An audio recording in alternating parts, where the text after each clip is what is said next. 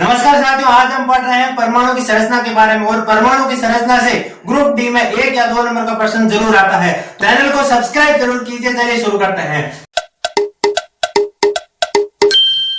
सबसे पहले पढ़ते हैं हम कैनाल किरणें। देखिए, कैनाल किरणें एक प्रकार की धनावेशित किरणें होती है जिससे इलेक्ट्रॉन, प्रोटॉन और न्यूट्रॉन की आगे जाके खोज हुई है। तो सबसे पहले कैनाल किरण की खोज हुई और कैनाल किरण की खोज की थी ई गोल्डस्टीन ने, वो जो की थी 1886 के अंदर। ये एक प्रकार की धनात्मक किरण है जिससे परमाणु के अंदर से गुजारा जा सकता है। इसी के कारण सारे इलेक्ट्रॉन, प्रोटॉन और न्यूट्रॉन जो परमाणु के अपरमाणु कण है उनकी खोज हुई थी। तो ये मोस्ट इंपोर्टेंट प्रश्न बनता है कि कैनाल किरण की खोज किसने की? कैनाल किरण की खोज की थी गोल्डस्टीन ने। अगला है हमारे पास टॉपिक है थॉमसन का परमाणु मॉडल। यहां से भी 1 नंबर का प्रश्न बन सकता है। थॉमसन का परमाणु मॉडल। देखिए, थॉमसन का परमाणु मॉडल दिया था जे थॉमसन ने। जे थॉमसन ने इस परमाणु मॉडल में कहा था कि जो हमारा परमाणु होता है वो एक तरबूज के भांति होता है जिसके अंदर जो बीज की तरह इलेक्ट्रॉन धसे हुए होते हैं। ये था जे थॉमसन का परमाणु मॉडल। मॉडल के बारे में कोई नहीं पूछता, इससे कौन सा इंपोर्टेंट प्रश्न बनता है वो देखते हैं। परमाणु मॉडल यानी कि थॉमसन के परमाणु मॉडल से किस अपरमाणु के कण की खोज हुई है? तो थॉमसन के परमाणु मॉडल से इलेक्ट्रॉन की खोज हुई है। ये भी हम कह सकते हैं कि जे थॉमसन ने इलेक्ट्रॉन की खोज की थी। मोस्ट इंपोर्टेंट प्रश्न बनता है। जे थॉमसन ने कहा था कि परमाणु धनावेशित गोला है, यानी कि जो हमारा परमाणु है चक्रा गोला वो एक धनावेशित यानी उसके पास धनावेश है। ऋणात्मक तथा धनात्मक परिणाम में समान होते हैं, इसलिए यह उदासीन होता है। कहने का मतलब है जो बाहरी गोला है वो धनात्मक और जो अंदर बीज की तरह धसे इलेक्ट्रॉन है वो ऋणात्मक, दोनों एक दूसरे के समान होते हैं, इसलिए वो हमेशा उदासीन रहेगा। ये कहना था जे थॉमसन का। ये भी कोई नहीं पूछता, लेकिन ये प्रश्न इंपोर्टेंट बनता है। इलेक्ट्रॉन की खोज किसने की थी? इलेक्ट्रॉन की खोज की थी जे थॉमसन ने।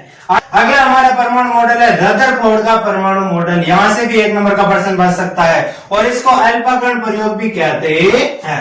रदरफोर्ड ने अल्फा कणों को सोने की पन्नी में से गुजारा और उसके प्रयोग के आधार पर अर्नेस्ट रदरफोर्ड ने नाभिक की खोज की थी। यानी कि यहां से मोस्ट इंपोर्टेंट प्रश्न बनता है रदरफोर्ड के अल्फा कण प्रकीर्णन से किसकी खोज हुई है? तो वो हुई है हमारे पास परमाणु की नाभिक की खोज। ये भी मोस्ट इंपोर्टेंट प्रश्न बनता है। सोने की पन्नी से अल्फा कण को गुजारा। उन्होंने अल्फा कणों को गुजारने के लिए सोने की पन्नी का उपयोग किया। इलेक्ट्रॉन नाभिक के चारों तरफ वर्तुलाकार पथ में चक्कर लगाते हैं, ये कहा था रदरफोर्ड ने। रदरफोर्ड ने कहा था कि हमारा भाई ये नाभिक है, इसके चारों तरफ है सर्पिलाकार यानी कि वर्तुलाकार जो भी इलेक्ट्रॉन है वो चक्कर लगाते हैं, ये कहना था हमारे पास रदरफोर्ड ने। जो कि यहाँ पर ये इसकी कमी थी, ये गलत साबित हुआ था। अब हम देखते हैं कि बोर के परमाणु मॉडल से कौन सा महत्वपूर्ण प्रश्न बन सकता है। बोर का परमाणु मॉडल दिया था नील्स बोर ने। यह भी प्रश्न बन सकता है कि बोर का परमाणु मॉडल किस वैज्ञानिक ने दिया था। वहां पर हम नील्स बोर का नाम याद रख सकते हैं। इलेक्ट्रॉन निश्चित कक्षाओं में चक्कर लगाते हैं, ये बोर के मॉडल से पता चला। इलेक्ट्रॉन जो होता है निश्चित कक्षाओं में चक्कर लगाते हैं। रदरफोर्ड ने जो परमाणु मॉडल दिया उसको ठीक करते हुए बोर ने यह परमाणु मॉडल दिया कि जो भी हमारे इलेक्ट्रॉन है वो नाभिक के चारों ओर निश्चित कक्षाओं में चक्कर लगाते हैं। यानी कि मान लीजिए नाभिक है, ये पहली कक्षा, दूसरी कक्षा, तीसरी कक्षा, इस प्रकार से इन कक्षाओं में वो जो इलेक्ट्रॉन है वो चक्कर लगाता है। इन कक्षाओं के नाम दिए थे बोर ने के, एल, एम, एन। ये भी पूछा जा सकता है बोर के परमाणु मॉडल की तीसरी कक्षा कौन सी है? वो है हमारे पास एम। पहली कक्षा है के और दूसरी एल और चौथी है एम। इस प्रकार से भी प्रश्न बन सकता है। तो यहाँ पर जो हमारी पहली कक्षा है इसको कहा था के, दूसरी को एल और तीसरी को एन, और यहाँ पर चौथी होगी तीसरी को एम और चौथी को यहाँ पर एन कहा था नील्स बोर ने। ये भी पूछा जा सकता है। इससे इलेक्ट्रॉन का चक्कर लगना सही साबित हुआ, यानी कि जो नील्स बोर ने परमाणु मॉडल दिया था इसके बाद में इलेक्ट्रॉन जो अपना स्थान है वो ग्रहण करता है, वो सही साबित हुआ। इसके बाद में कोई प्रयोग नहीं हुआ। अब बढ़ रहा है कि प्रोटॉन की खोज किसने की थी। प्रोटॉन की खोज भी की थी ई गोल्डस्टीन ने, जिन्होंने कैनाल किरणों की खोज की थी।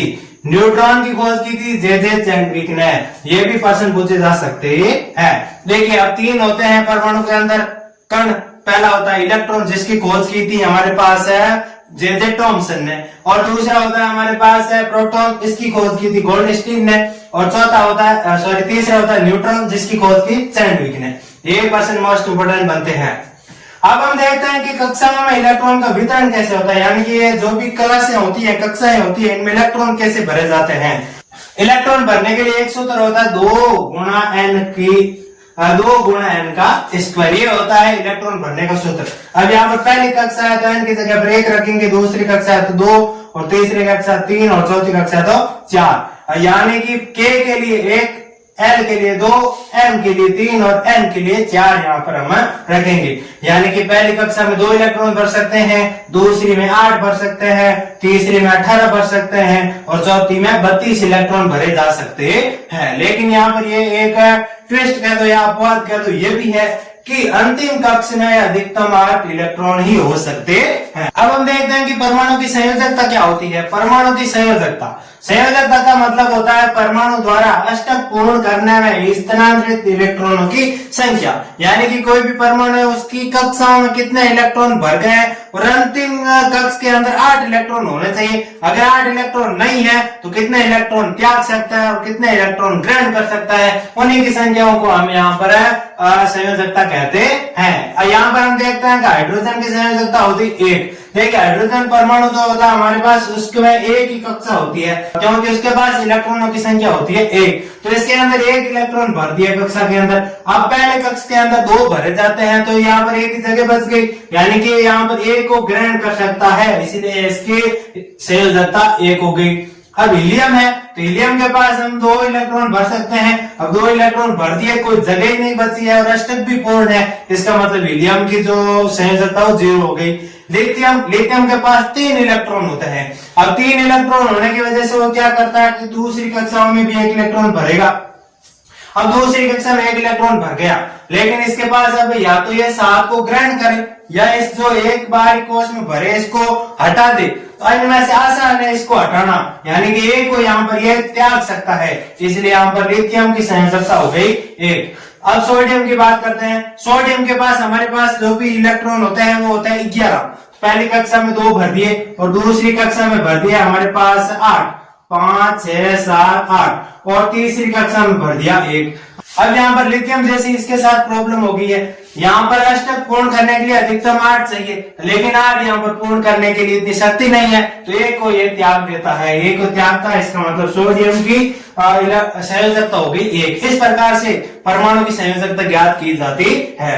मैग्नीशियम के पास 12 होता है, तो 12 के लिए इस कक्षा में 2 भर गए, तो अब 2 को त्यागना आसान है कि 6 को ग्रहण करना, तो 2 को त्यागना आसान है, इसलिए यहाँ पर इसकी संयोजकता हो गई 2। परमाणु संख्या जिसको Z से दर्शाते हैं, एक परमाणु में उपस्थित प्रोटॉनों की संख्या को हम यहाँ पर परमाणु संख्या कहते हैं, यानी कि परमाणु के अंदर कितने प्रोटॉन उपस्थित है उनकी संख्याओं को हम यहाँ पर परमाणु संख्या कहते हैं। जैसे हाइड्रोजन के पास एक प्रोटॉन है, इसलिए यहाँ पर परमाणु संख्या 1 हो गई। हीलियम के पास 2, lithium 3, beryllium 4, boron 5, carbon 6, nitrogen 7 और ऑक्सीजन 8, ये सब इनके पास प्रोटॉन है, तो इन्हीं को हम क्या कहते हैं, परमाणु संख्या। द्रव्यमान संख्या एक परमाणु में उपस्थित प्रोटॉनों की संख्या और न्यूट्रॉनों की संख्या को योग को हम यहाँ पर कहते हैं द्रव्यमान संख्या। उदाहरण के तौर पर देखते हैं कार्बन के पास तो 6 प्रोटॉन होता है और 6 न्यूट्रॉन होते हैं, यानी कि 6 और 6 12, यहाँ पर क्या हो गया, द्रव्यमान संख्या हो गई। नाइट्रोजन के पास 7 तो प्रोटॉन और 7 ही न्यूट्रॉन, यानी कि 14 यहाँ पर हो गया द्रव्यमान संख्या। एल्यूमिनियम के पास 13 तो प्रोटॉन होते हैं और 14 न्यूट्रॉन होते हैं, इसलिए यहाँ पर 27 जो हो गई वो द्रव्यमान संख्या हो गई। इसको इस प्रकार से दर्शाते हैं, जैसे मान लीजिए ये n है, तो यहाँ पर परमाणु संख्या को दर्शाएंगे और यहाँ पर दर्शाएंगे द्रव्यमान संख्या को। ये हर एक परमाणु को दर्शाने का एक तरीका है। अब हम देखते हैं कि समस्थानिक क्या होता है। समस्थानिक वह परमाणु जिसकी परमाणु संख्या समान और द्रव्यमान संख्या भिन्न होती है, उनको हम क्या कहते हैं, समस्थानिक कहते हैं। यानी कि 2 अलग अलग परमाणु हैं, यानी कि एक ही परमाणु है लेकिन उनकी द्रव्यमान संख्या अलग अलग है, तो उनको हम समस्थानिक कहते हैं। उदाहरण के तौर पर देखते हैं हाइड्रोजन के 3 समस्थानिक होते हैं। पहला होता है H, जिनका परमाणु संख्या 1 और द्रव्यमान संख्या 1 है, उसको हम प्रोटियम कहते हैं।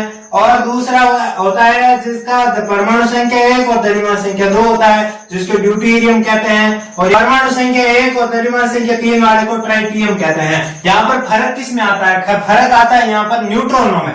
प्रोटियम का जो न्यूट्रॉन होता है उसमें संख्या होती है 0। ड्यूटेरियम के अंदर जो न्यूट्रॉन होता है वो 1 होता है, क्योंकि जो एक तो ये तो प्रोटॉन है, ये तो परमाणु संख्या प्रोटॉनों के बराबर होगी, तो यहाँ से 2 में से 1 निकाला तो 1 बचा, तो यहाँ पर न्यूट्रॉन होंगे यहाँ पर 2, यानी कि न्यूट्रॉनों की संख्या में जो अंतर है वही यहाँ पर समस्थानिकों को बनाते हैं। इनके अलग अलग उपयोग होते हैं, ये प्रकृति में अलग अलग रूप में पाए जाते हैं।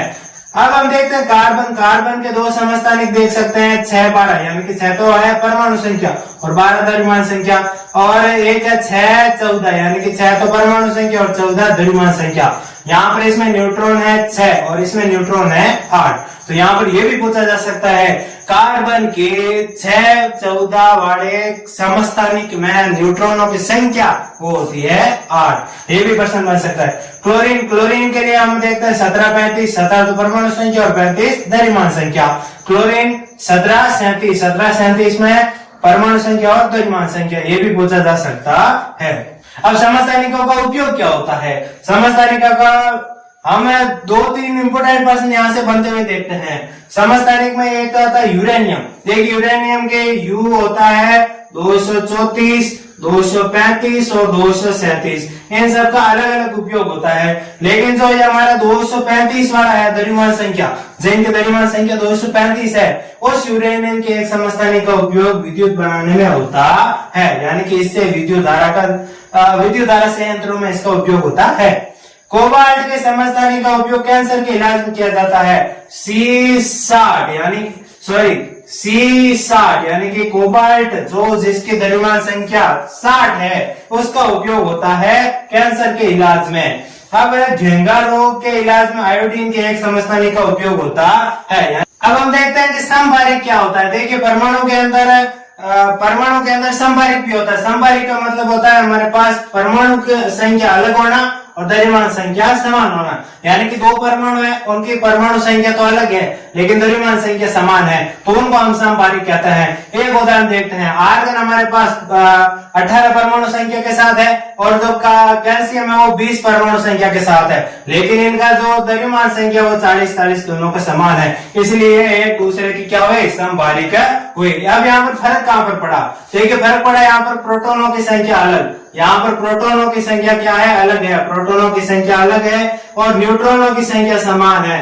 न्यूट्रॉनों की संख्या यहाँ पर है समान है, ये फर्क पड़ा है यहाँ से।